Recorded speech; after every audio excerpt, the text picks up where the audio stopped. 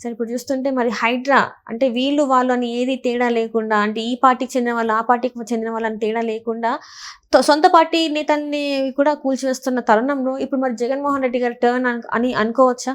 అంటే lotus pond కూలగొట్టకుండా కాపాడమనేనా Jaganmohan Reddy నిన్న DK శివకుమార్కి విందిచ్చింది? బెంగళూరులో యలహంక ప్యాలెస్లో డీకే శివకుమార్తో జగన్మోహన్ రెడ్డి విందు ఎందుకోసం? అటు విలీనం కోసమా, ఇక్కడ ఈ ఆస్తిని కాపాడమని రేవంత్ రెడ్డిని నేరుగా అడగలేక శివకుమార్తో చెప్పించాడా? ఎందుకంటే అందరూ ఎదురెదురు చూస్తున్నారు. అన్ని చోట్ల కొట్టింది హైడ్రా, అటు నాగార్జున కన్వెన్షన్ కొట్టారు, ఎన్ కన్వెన్షన్ ఎక్కడ మాదాపూర్. ఆ తర్వాత నిన్న కూడా సున్నం చెరువు మాదాపూర్ ఆ ప్రాంతంలో మొత్తం దుర్గం చెరువు దగ్గర కానీ నీకు అనేక మందికి నోటీసులు ఇచ్చారు ఆ ప్రాంతంలో ఉన్నటువంటి వాళ్ళకి. నిన్న కొంతమంది సూయిసైడల్ అటెంప్ట్స్ కూడా ఏదో చేసుకున్నారు సున్నం చెరువు దగ్గర ఆక్రమించుకున్న ప్రాంతంలో కట్టుబడి చేసుకున్న పేదలో ఏదో. కాకపోతే ఆ సున్నం చెరువు దగ్గర ఎవరో ఒక అతను అయితే మొత్తం ఆక్రమించి అద్దెలకి ఇచ్చుకుంటున్నాడంట. అతను ఒక పెద్ద 3 అంతస్తుల బిల్డింగ్ కూడా కట్టుకున్నాడంట. ఎలా చెరువులన్నీ ఆక్రమణలకు గురయ్యాయి? హైదరాబాద్లో 20 ఏళ్లలో 980 చెరువుల్లో 491 చెరువులు ఆక్రమణకు గురైనాయి అని డిప్యూటీ సీఎం భట్టి విక్రమార్క చెప్పాడు. అంటే సగం చెరువులు ఆక్రమణకు గురయ్యాయి 20 ఏళ్లలో. ఇది సరస్సుల నగరం, ఏది సిటీ ఆఫ్ లేక్స్ అంటారు హైదరాబాద్. అలాంటిది సిటీ లెస్ లేక్లెస్ సిటీ అయిపోయిందా? సరస్సుల నగరం సరసాల నగరం అయిందనే చెడ్డ పేరు వచ్చింది. పబ్ కల్చర్ పెరిగిపోయిందని, శివారు కాలనీల్లో లేకపోతే ఈ చెరువుల దగ్గర ఈ ఫామ్ హౌస్లు కట్టి ఆ డ్రగ్స్ కల్చర్ పెంచారని, ఈ పబ్ సంస్కృతి తెచ్చారని, కుబేరులు సంపన్నులు సంపాదించిన సొమ్ముతో ఈ విధంగా వ్యాపారాలు చేస్తున్నారని, యువతను పెడదారి పట్టిస్తున్నారని. ఇదేంటి? ఇవాళ చెరువుల్లో ఆక్రమణల తొలగింపు అనేది అనివార్యం. హైదరాబాద్కి ప్రధాన సమస్య ఇదే. ఏది? ఒకటి తాగునీరు, ఇంకోటి డ్రైనేజ్. మనం గతంలో కూడా అనుకున్నాం, ఎప్పుడైతే హైడ్రా ప్రారంభమైందో, మొదటి కూల్చివేత జరిగిందో ఎన్ కన్వెన్షన్, అప్పుడు ఆ రోజే మనం అనుకున్నాం ఈ 2 సమస్యల్లో అడ్రస్ చేయాలంటే తప్పదు. ఆక్రమణలను తొలగించాలి, మళ్ళీ చెరువులకు నీకు సుందరీకరణ జరగాల, పునరుద్ధరణ జరగాలి. అప్పుడు మాత్రమే మళ్ళీ గ్రౌండ్ వాటర్ పెరిగే అవకాశం ఉంటుంది. అప్పుడు మాత్రమే హైదరాబాద్ డ్రైనేజ్ సమస్య నుంచి విముక్తం అవుతుంది. చిన్నపాటి వర్షం పడ్డా నువ్వు హైదరాబాద్లో బోట్లు వేసుకెళ్ళాలా, రోడ్లన్నీ జలమయం. మనం చూసాం, ఏది ఆ పాట్ హోల్స్లో పడి జనం చనిపోవడం, కార్లు కొట్టుకుపోవడం. ఇది ఎన్నేళ్ల నుంచి సతమతం అవుతున్న సమస్య. మొత్తానికి మంచుకో చెడుకో రేవంత్ రెడ్డి బిగిన్ చేశాడు. బిగిన్ చేసింది కంటిన్యూ చేయాలి. నిన్న రంగనాథ్ ఏమన్నారు? ఈ సున్నం చెరువు దగ్గర కొంతమంది పెట్రోల్ పోసుకుని తగలబెట్టుకున్న ఇవన్నీ చూసి మరి ఏమనుకున్నారో ఏమో, ఈ చెరువుల్లో ఈ కట్టడాల్లో నివాసం ఉంటున్న వాళ్ళ జోలికి రామంటున్నారు. నివాసం లేకుండా కమర్షియల్ వాడకానికి ఉపయోగిస్తే, అద్దెలకు ఇస్తే, లేదు ఇలా ఈ స్పోర్ట్స్ ఈ కల్చర్ తెచ్చిన దీనికి వాటర్ గేమ్స్ కానీ లేకపోతే డ్యాన్సులు, పబ్స్, ఫామ్ హౌస్లు, వీటి మాత్రం ఉపేక్షించే ప్రసక్తే లేదని రంగనాథ్ అన్నారు. పల్లం రాజుదే కొట్టేశారు, వాళ్ళ తమ్ముడిది, ఏది ఆనంద్. అక్కడ గండిపేటలో 15 ఎకరాలు మళ్ళా లాగేశారు ఆ చెరువుది. 7 ఎకరాల్లో అతను ఏదో ఓరో స్పోర్ట్స్ ఏదో పెట్టాడు ఆనంద్, మొత్తం కూలగొట్టేసినట్టున్నారు. అదే కాదు, నిన్న లేటెస్ట్గా చూసా, ఒక 3 days బ్యాక్ ఎప్పుడో, ఎవరిది? ఆ కాటసాని రాంభూపాల్ రెడ్డి.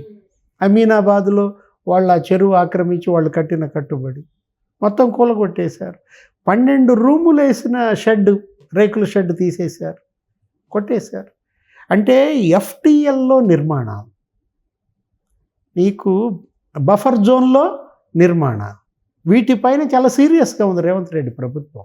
మనం ఆ రోజే అనుకున్నాం, ఏంటి రేవంత్ పులి మీద స్వారీ చేస్తున్నాడు, దిగితే పులి మింగేస్తుంది. దీనికి లాజికల్ ఎండింగ్ తేవాలి.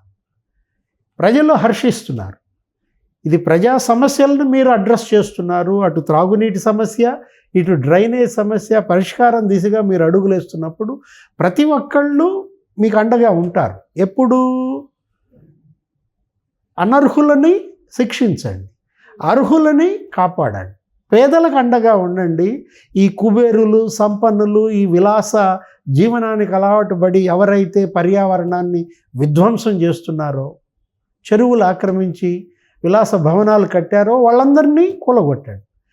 పేదలను ఖాళీ చేయించేటప్పుడు మాత్రం వాళ్ళకి ప్రత్యామ్నాయం చూపించండి, వాళ్ళకి ప్రత్యామ్నాయ స్థలాలు ఇవ్వండి, అక్కడ ఇందిరమ్మ ఇళ్ళు కట్టండి. ఆ తర్వాత వీటి జోలికి వెళ్ళండి. మొన్న కూడా మనం చూసాం, ఆయన ఎవరు, ఓవైసీ కాలేజీ, ఫాతిమా కాలేజ్, అది కూడా FTLలో ఉందన్నారు. అసలు అది మనం చూసినట్టయితే ఏరియల్ షాట్ చుట్టూ వాటర్ బాడీస్లో మరి కాలేజీ కట్టడం, దానికి ఏమన్నారు, ఈ ఇయర్ అయిపోయిన తర్వాత ఏది విద్యార్థులు రోడ్డు మీద పడకూడదు కాబట్టి నెక్స్ట్ టైం దాన్ని తీసుకుంటా, నెక్స్ట్ అకాడమిక్ ఇయర్ వరకు మీరు వేరేది ప్లేస్ చూసుకోండి, ఆ తర్వాత ఇదైతే ఖచ్చితంగా కూల్చేస్తాం కానీ ఇయర్ అయితే కాదని చెప్పడం జరిగింది. అంటే వెసులుబాట్లు ఇవ్వటం మంచిదే. ఏది అటు కాలేజీకి ఇచ్చారు, ఇటు పేదల ఇళ్లకు కూడా ఇవ్వాలా. వాళ్ళు మరి ఆత్మహత్యా యత్నాలు అవి అవాంఛనీయం. అది రేవంత్ రెడ్డికి, ఆయన ప్రభుత్వానికి, కాంగ్రెస్ పార్టీకి మేలు చేసేది కాదు, కాకపోగా ఇంకా చెడు చేస్తుంది. ప్రజల్లో అది కనుక అంటువ్యాధిగా మారినట్లయితే ప్రతి చోట అలాగే సూయిసైడల్ అటెంప్ట్స్ జరుగుతాయి. ఆత్మహత్యలు, ఆత్మాహుతులు అవి కాదు పరిష్కారం. అసలు తెలంగాణ ఏర్పడిందే ఆ బలిదానాల మీద. ఇంకా ఇప్పుడు మళ్ళీ ఈ స్థలాల కోసం బలిదానాలు చేయాలా? అది తప్పనమాట. మీరు ఆక్రమణలని తొలగించండి, జలవనరులను కాపాడండి, పర్యావరణాన్ని పరిరక్షించండి, పేదలకి న్యాయం చేయండి, గద్దలని వేటాడండి, పెద్దలను శిక్షించండి, తప్పను. ఇది రేవంత్ రెడ్డి ఇవాళ వివేచనతో తీసుకోవాల్సిన నిర్ణయం.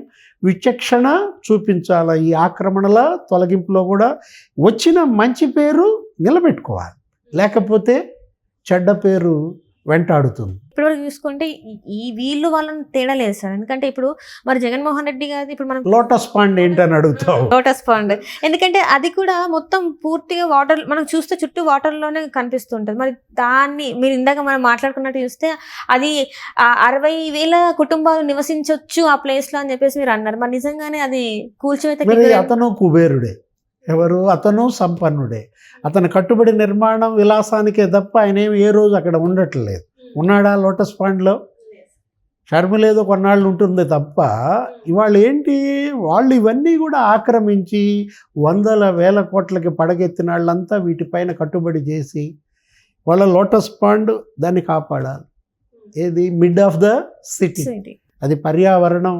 మనం అక్కడ ఇవాళ ఎక్కడ పార్కులు లేవు, ఎక్కడ ఇవాళ ఒకప్పుడు సుందర నందనోద్యానవనంగా ఉండే హైదరాబాద్ భాగ్యనగరం ఏమైపోయింది, ఇవాళ మురికి కూపంగా తయారవుతుంది. మూసి సుందరీకరణ చేపట్టాడు రేవంత్ రెడ్డి. ముఖ్యమంత్రి అయిన 4 రోజుల్లోనే లండన్ వెళ్ళాడు. థేమ్స్ నది ఒడ్డున లండన్ ఎలా కట్టారు, ఆ రోజు ఓవైసీ కూడా ఉన్నాడు పక్కన. మనం అనుకున్నాం ఏంటి అసదుద్దీన్ ఓవైసీ రేవంత్ రెడ్డి ఇక్కడ ఎందుకు కలిశారు అనుకున్నాం. అప్పుడు వాళ్ళు ఏం చెప్పారు మనకి, అక్కడ ఇచ్చిన ప్రెస్ స్టేట్మెంట్ ఏంటి, లండన్, థేమ్స్ నది ఆ టైప్లో సుందరీకరణ ఇక్కడ చేస్తాం, మూసీ నది సుందరీకరణ అన్నారు.